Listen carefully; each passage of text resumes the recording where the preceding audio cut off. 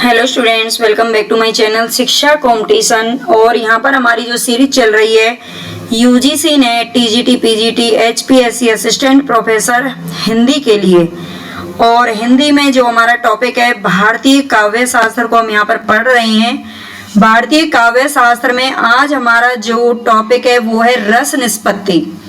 क्या पढ़ने वाले हैं? रस निष्पत्ति हम पढ़ने वाले हैं यहाँ पर। और आई होप आपको ये वीडियो अच्छी लगेगी और काफ़ी आपके लिए हेल्पफुल भी रहेगी। बस ये सारी चीज़ें आपको अच्छे से क्या करनी है, याद करनी है, तभी कोई चीज़ आपके लिए हेल्पफुल हो सकती है। तो चलते हम अपने क्वेश्चन। यहाँ पर हम थ्योरी पढ़ रहे हैं। अभी क्वेश्चन में आपको बाद में ज़रूर करवाऊंगी प्रैक्टिस। तो अभी हमारे पेपर में टाइम है, अभी फिलहाल तो कोई पेपर नहीं है। यूजीसी नेट दिसंबर में होना है और एचपीएससी की अभी कोई डेट नहीं है, तो इसलिए हम यहाँ पर पहले थ्योरी जरूर पढ़ेंगे। तो रस निष्पत्ति, और इसके पहले मैं आपको बता दूं मैंने 4-5 क्लास इसकी डाल दी हैं काव्य शास्त्र की। अगर आपने अभी तक नहीं देखी हैं तो जरूर देख लेना प्लेलिस्ट में, ठीक है। और इसके अलावा आप यूजीसी नेट की अगर तैयारी कर रहे हैं तो फर्स्ट पेपर की तैयारी भी मैं कंप्लीट कराने वाली हूँ। कुछ चीज़ें मैंने करा दी हैं, प्लेलिस्ट आप चेक कर लेना। कुछ मैंने अभी शुरू की हैं, तो आप प्लीज़ चैनल से ज़रूर जुड़ जाना और ज़्यादा से ज़्यादा आपको लाइक सब्सक्राइब जरूर करना है।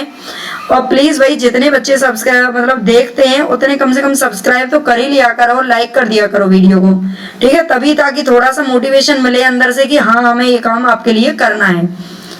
तो यहाँ पर हम चलते हैं अपनी क्लास की तरफ बिना अब देरी किए।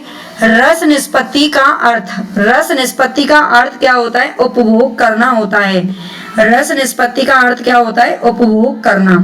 भरत मुनि क्या कहते हैं? विभावा अनुभावा व्यभिचारी संयोगाद्री निष्पत्ति। ये भरत मुनि ने ये परिभाषा दी। आप जानते हैं जो रस है, रस सूत्र के ज्ञाता या फिर रस सिद्धांत के जो प्रवर्तक हैं वो कौन है? भरत मुनि है। भरत मुनि ने अपने नाट्य शास्त्र में सबसे पहले रस का विवेचन किया था और यहाँ पर इन्होंने परिभाषा दी है रस को लेकर के, विभावा अनुभावा व्यभिचारी संयोगाद्री निष्पत्ति, ठीक है। तो ये परिभाषा आपको याद रख लेना है, ये भरत मुनि जी की है। आगे चलते हैं, संयोग प्लस निष्पत्ति, ठीक है। संयोग और निष्पत्ति ये दोनों को मिला करके इन दोनों को किसने, इसके 11 व्याख्याकार आते हैं। संयोग और निष्पत्ति इन दोनों की व्याख्या किसने की है? तो यहाँ पर 11 व्याख्याकारों के नाम आते हैं, लेकिन जिनमें से केवल 4 ही प्रमुख माने गए हैं, ठीक है। और इन चारों में से ही क्वेश्चन बनता है यहाँ पर रस निष्पत्ति को लेकर के, जिनको हम कंप्लीटली पढ़ने वाले हैं अब।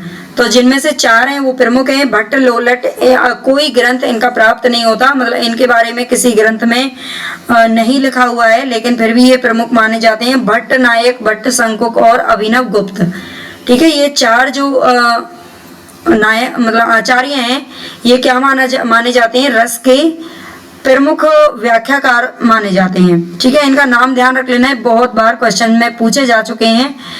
कोई भी 4 नाम दे करके इनमें से कोई एक ना दे करके या फिर ये पूछ लिया जाता है कि रस का विवेचन या फिर रस की व्याख्या किसने नहीं की है या कौन से रस के आचार्यों में नहीं आते हैं। तो इनमें से इन 4 का नाम आपको अच्छे से याद रखना है। आगे चलते हैं, मम्मट की रचना है काव्य प्रकाश। मम्मट ने एक रचना की थी काव्य प्रकाश नाम से। इन तीनों का पता चलता है, ये ध्यान रखना है। मम्मट की जो रचना है काव्य प्रकाश, उसमें इन तीनों का नाम पता चलता है, ठीक है। सबसे पहले यहाँ पर नाम किसका आता है? भट्ट लोलट का आता है। एक सेकंड में थोड़ा सा पीछे, हाँ, इन तीनों का नाम पता चलता है। भट्ट लोलट, इन्हें रस सूत्र का प्रथम व्याख्याकार माना जाता है, ठीक है। जो भट्ट लोलट जी हैं इन्हें रस सूत्र का क्या माना जाता है? प्रथम व्याख्याकार माना जाता है। इनका दर्शन मीमांसा दर्शन माना जाता है, ये भी ध्यान रख लेना। जो भट्ट लोलट जी हैं इनका संबंध किस दर्शन से है? तो मीमांसा दर्शन से है। ये भी आपको अच्छे से याद रख लेना है, पूछे जाते हैं क्वेश्चन। इन्होंने निष्पत्ति का अर्थ क्या माना है? उत्पत्ति माना है, ठीक है। निष्पत्ति का अर्थ इन्होंने क्या माना है? उत्पत्ति को माना है। इसीलिए इनके मत को क्या कहा जाता है? उत्पत्तिवाद या आरोपवाद कहा जाता है, ठीक है। इनके मत को उत्पत्तिवाद या आरोपवाद, उत्पत्तिवाद के जनक कौन है? तो ये भट्ट लोलट जी हैं। इनका आरोपवाद भी इसको कहते हैं, ये ध्यान रखना। संयोग का अर्थ इन्होंने कार्य कारण भाव माना है, ठीक है। संयोग का अर्थ क्या माना है? निष्पत्ति का अर्थ इन्होंने उत्पत्ति माना है, लेकिन संयोग का अर्थ इन्होंने कार्य कारण का भाव माना है, ठीक है, तो आई होप आपको ये समझ में आ गया होगा जितना मैं पढ़ा रही हूँ। आप चाहें तो नोट्स बना सकते हैं, नहीं भी बनाना चाहें अगर आप मुझसे कहेंगे तो नोट्स बना करके मैं आपको टेलीग्राम चैनल उसकी मैं लिंक डाल दूंगी। अभी यूट्यूब पे अभी तो नहीं डाली है क्योंकि बीच में टेलीग्राम चैनल इंस्टॉल ही नहीं हो रहा था, लेकिन अब हो चुका है तो उसकी जल्दी आपको लिंक मिल जाएगी। वहां से आप चाहें तो टेलीग्राम से इसकी PDF वगैरह भी इसकी सुविधा भी हो जाएगी। ठीक है, भरत मुनि ने अपने सूत्र में स्थाई भाव का उल्लेख नहीं किया है, ये ध्यान रख लेना है। जो भरत मुनि जी हैं उन्होंने अपने सूत्र में स्थाई भाव का उल्लेख नहीं किया है, जबकि रस निष्पत्ति का मूल आधार स्थाई भाव ही होता है। ठीक है, रस निष्पत्ति का मूल आधार स्थाई भाव होता है, लेकिन भरत मुनि ने इसका उल्लेख नहीं किया। भरत मुनि की इसी त्रुटि का उल्लेख करते हुए भट्ट लोलट ने कहा है। तो भरत मुनि की इसी त्रुटि का उल्लेख किसने किया है? तो भट्ट लोलट जी ने किया है और उन्होंने कहा है विभावादि तत्वों का संयोग ही स्थाई भाव से होता है। उनका तो ये मानना है कि जो रस निष्पत्ति का मूल आधार है वो स्थाई भाव है, ये भट्ट लोलट जी का कहना है, लेकिन भरत मुनि ने इसको नहीं माना था। उन्होंने स्थाई भाव का कोई उल्लेख ही नहीं किया। इन्होंने रस निष्पत्ति की 3 प्रक्रियाएं बताई हैं, 3 प्रक्रिया बताई हैं, उत्पत्ति, प्रतीति और पुष्टि। ठीक है, रस निष्पत्ति की 3 प्रक्रिया किसने बताई हैं? तो ये बताई हैं भट्ट लोलट जी ने। इन्होंने रस निष्पत्ति की 3 प्रक्रिया बताई हैं, उत्पत्ति, प्रतीति और पुष्टि। तो ये आपको ध्यान रख लेना है और बस 1 सेकंड के लिए आपको वेट करना है।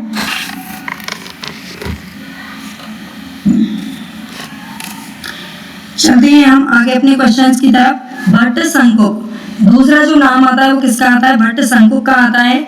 इनके अनुसार विभाव स्थाई भाव के कारण है, जबकि अनुभाव कार्य का काम करता है। भट्ट शंकुक जी क्या मानते हैं? इनके अनुसार जो विभाव है वो स्थाई भाव का कारण है, विभाव स्थाई भाव के कारण है, जबकि जो अनुभाव है वो कार्य का काम करता है। ठीक है, ये मतलब जो परिभाषा है ना, इनको अच्छे से याद रख लेना है, थोड़ी सी अटपटी होती है जो काव्य शास्त्र है ना, इसीलिए मैंने यूनिट 3 को सबसे पहले लिया है। इसके बाद जो यूनिट 1 है वो मैंने वैसे डाल रखी है, उसको फिर दोबारा से मैं करवा दूंगी। सारी यूनिट करवाऊंगी मैं, 1 to 10 करवाऊंगी हिंदी की तो, और UGC नेट जो फर्स्ट पेपर है उसकी भी DI को छोड़ के मैं सारी ही यूनिट करवाने वाली हूँ। 9 की 9 यूनिट आपको अच्छे से कराऊंगी। तो आप मतलब चैनल को बस सब्सक्राइब कर लेना आपको, और ज्यादा से ज्यादा आपको सपोर्ट शेयर करना है। ठीक है, और यहाँ पर हम यूनिट 3 इसीलिए पहले पढ़ रहे हैं, थोड़ी सी कठिन है इसलिए। इनके मतानुसार स्थाई भाव की प्रत्यक्ष प्रतीति असंभव होती है। मतलब भट्ट शंकुक के मतानुसार क्या होता है? स्थाई भाव की प्रत्यक्ष प्रतीति असंभव है। अनुमिति का अर्थ अनुमान की सहायता से प्राप्त किया गया ज्ञान होता है। मतलब भट्ट शंकुक ने कहा है कि अनुमिति का जो अर्थ है वो अनुमान की सहायता से प्राप्त किया गया ज्ञान है। इनके मत को अनुमितिवाद कहा जाता है।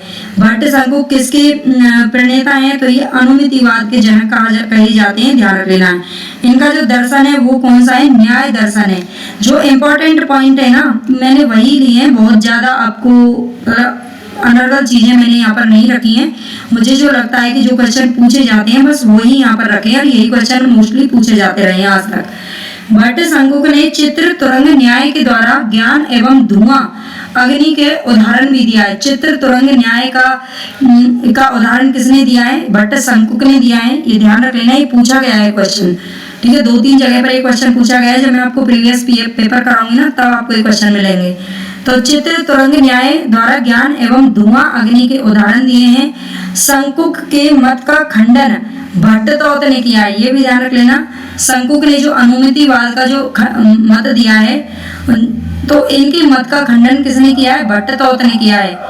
इनके अनुसार अनुमान से रसानुभूति संभव नहीं है। इनके अनुसार अनुमान से क्या है? रसानुभूति संभव नहीं है, भट्टतौत जी का ये मानना है। और इनके अनुसार भट्टतौत ने एक एग्जाम्पल भी दिया इस पर कि धुएं को दूर से देखकर अग्नि का अनुमान तो किया जा सकता है, किंतु गर्मी महसूस नहीं की जा सकती है। मतलब हर काम को अनुमान से नहीं किया जा सकता। उनका ये मानना है कि धुएं को हम दूर से अगर हम देखते हैं तो ऐसा मतलब सोचते हैं कि कहीं पर आग लगी हुई है, लेकिन वहां से इतनी दूर से हमें गर्मी का एहसास नहीं हो सकता। ये भट्टतोत जी का मानना है। आगे हमारा जो तीसरा नाम है वो आता है भट्ट नायक का। भट्ट नायक जी क्या है, इनके बारे में थोड़ा सा समझ लेते हैं। ये सांख्य दर्शन से संबंधित है, ये ध्यान रख लेना है। ये सांख्य दर्शन से संबंधित हैं और इन्होंने निष्पत्ति का अर्थ क्या बताया, भुक्ति बताया है। इसलिए इनके मत को क्या कहते हैं, भुक्तिवाद या भोगवाद। भोगवाद या भुक्तिवाद, जो नायक होते हैं ना, नायक, वो क्या करते हैं, हर चीज का भोग करते हैं। ठीक है, भोग तो वही करते हैं असलियत में तो, मतलब सुख सुविधाओं का भोग।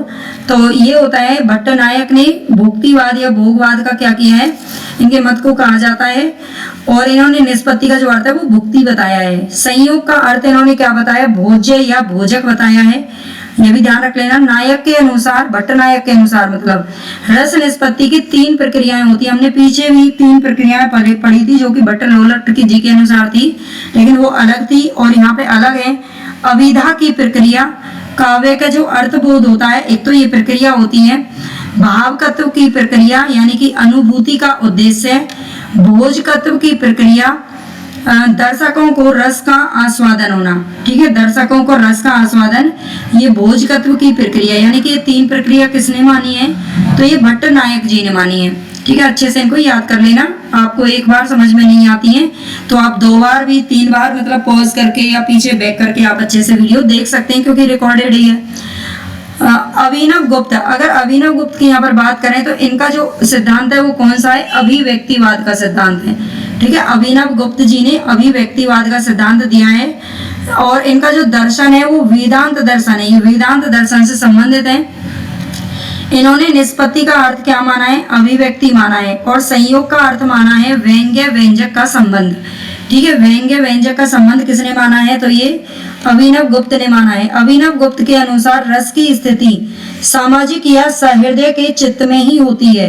अभिनव गुप्त के अनुसार क्या होती है, रस की स्थिति सामाजिक या सहृदय के चित्त में ही होती है। ये अभिनव गुप्त जी का मानना है। तो यहाँ पर हमारा जो आज रस निष्पत्ति का जो टॉपिक था, जो क्वेश्चन बन सकते हैं वो मैंने यहाँ पर रख लिए हैं। बाकी हम जब आगे प्रैक्टिस करेंगे तो उसमें आपको जो बचे हुए क्वेश्चन हैं वो भी मिल जाएंगे। आई होप आपके लिए वीडियो हेल्पफुल रहे, बस यही उम्मीद करती हूँ। आज 5 सितंबर का दिन है, आप सभी जानते हैं, आप भी कहीं ना कहीं शिक्षक ही हैं, भावी शिक्षक मान लीजिए या फिर हो भी सकते हैं। तो आप सबको भी मेरी तरफ से हार्दिक शुभकामनाएं। आप अच्छे से अच्छा अपना ईमानदारी से हमेशा काम करो और मैं भी ईमानदारी से ही करूंगी, ऐसा मैं आपसे प्रॉमिस करती हूँ। तो प्लीज आप चैनल को सब्सक्राइब जरूर कर लेना, ज्यादा से ज्यादा आपको शेयर करना है और लाइक कर दिया करो वीडियो को। धन्यवाद।